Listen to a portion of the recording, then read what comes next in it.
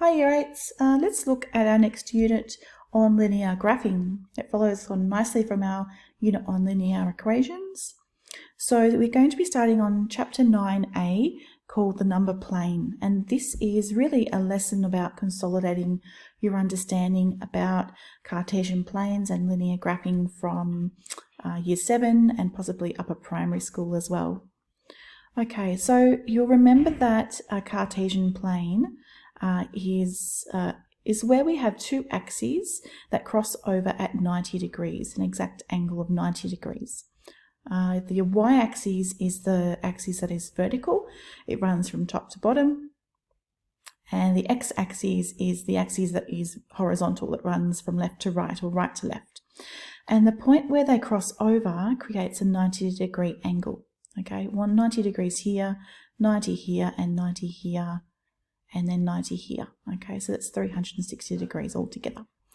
The exact point where they cross over though is called the origin, and always you must label where your origin is. And I usually just do that with a circle in the middle. Okay, so your origin is that point where the x-axis and the y-axis cross over. So the value of the x at the origin would be 0, and the value of the y-axis at the origin would also be 0. Okay, so we're on page 562 if you're following. Let's look at the parts of the Cartesian plane. So here we have another Cartesian plane. You can see that there are 4 quadrants. Remember, quad means 4. So when we split apart this grid, we can see that we create four smaller circles. So this is quadrant 1. And you can see in quadrant 1 that the values of the x-axis are all positive. And the values of the y-axis are all positive as well. Okay, so in quadrant 1 we have positive x and positive y. Here we're going to skip over to quadrant 2. Quadrant 2 has all its y-axis points being positive, but this time the x-axis points are negative. Okay, so y is positive and x is negative in quadrant 2. In quadrant 3, we have all of our values being negative. So here we have all of our negative x values and all negative y values.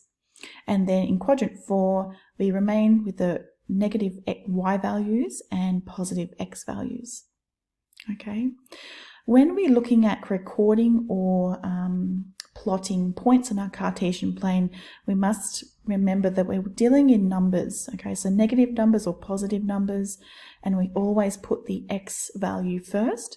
We must include a comma next, and then comes the y value for that plot, the pair of plotting points or the coordinates.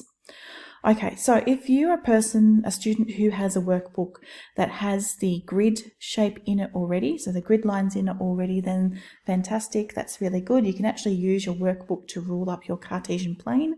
You'll just need a ruler and be able to label your origin and your positive and your negative numbers. You'll need to make sure you're labeling your y and your x-axes, and then you need to make sure you've got your arrows here as well.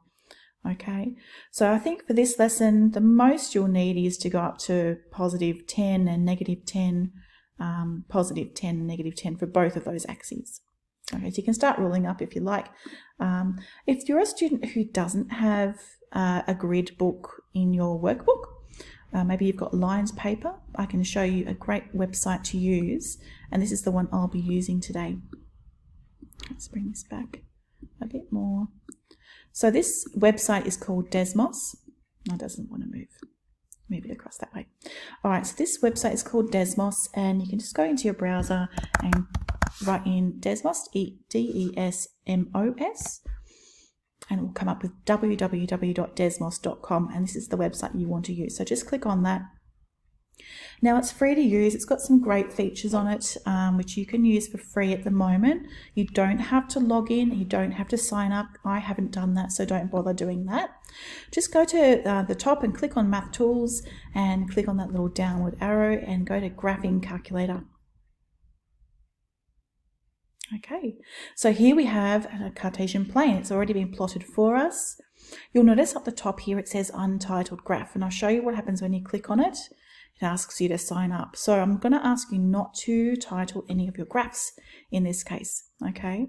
For this one, all I want you to do is to make sure, and you can see here the origin has been labeled. Here's your x-axis and here is your y-axis, okay? What I'd like you to do is to go up to the spanner in the top right-hand corner into graph settings, and I want you to go to arrows and click arrows, and you'll notice straight away it comes up with arrows for all of your points. And then I want you to go to x-axis, and I want you to go to step here. I want you to go to step 1. Okay, so add the number in the number 1, and then it will show you where 1 comes in. So you can see before I did that, it was just at 0, then it skipped to 2, and then to 4 and 6 and 8. So it was skipping steps. Okay, so I want you to go into step 1, and I want you to do the same for the y-axis and go into step 1. So you can actually see where it goes from 1, 2, 3, 4, 5. Okay, I think that's all we need to do. You can go into projector mode. It sort of bolds all the numbers up, but you don't have to. I think this is quite easy to read. All right, you can use the zoom in or zoom out features as well. So you can zoom out, and you'll notice that we're losing a little bit of information here, but it doesn't change the scale. So you can see that this smaller line equals the value of 1. Then here is 2, 3, 4, and 5. So it's just because you're zooming out that you're not getting that level of detail. So let's zoom back in. Okay. So what we can do here is we need to add some coordinates. So I'm going to just bring this in, and I want to see if I can add some coordinates from this lesson starter here on page 562. So it says here, in groups or as a class, and you'll do this individually, see if you can remember how to plot points on a number plane, then decide what type of shape is formed by each set. Okay, so you'll notice here that everything on this Cartesian plane looks like this Cartesian plane, except our numbers go a bit further on. Okay, we know that this one is the y-axis, the vertical, and the horizontal is the x-axis. Okay, so to then decide what type of shape is formed by each set. So first of all, we've got one set of coordinates here. It involves 3 pairs of coordinates. So I'm going to go up the top here, and I'm going to add them together. So I'm going to open up my first set, and then I'm going to add in my x value, which is 0, and my y value, which is 0. And you'll notice that it comes up with a red dot.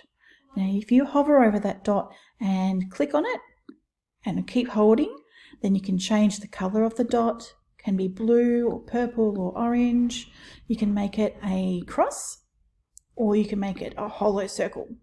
So I think I'm just going to stick with a dot for now. And then what we can do is also, we can even label that. So we can label that dot as A, but I think I'm going to keep it there.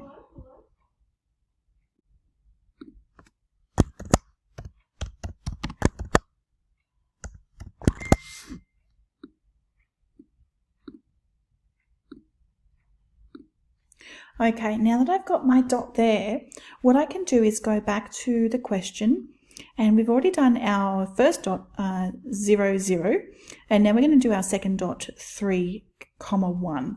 So in order to do that, I can put a comma in between my brackets and then space, and then open another bracket up. So I'm going to do 3, 1, and there it is. There's our new coordinate plot. Okay, you'll notice that this image here has changed to an orange circle with several dots in it, and that's because it's saying to the application that all of these coordinates are linked. Okay, so I've got one more coordinate to go. My last coordinate is 0, 4, so I'm going to go to make a comma, open up the new bracket, comma 0, 4, and close bracket. So that's all 3 of my coordinates now. Let's answer the question, what shape is this? And we can see from here it's a triangle if we were to add those or join those dots together. Okay, so let's do the next question. So we've got 1, 2, 3, 4 coordinate points here we need to put in. I'm going to do this in my second row now, and I'm going to choose a different color.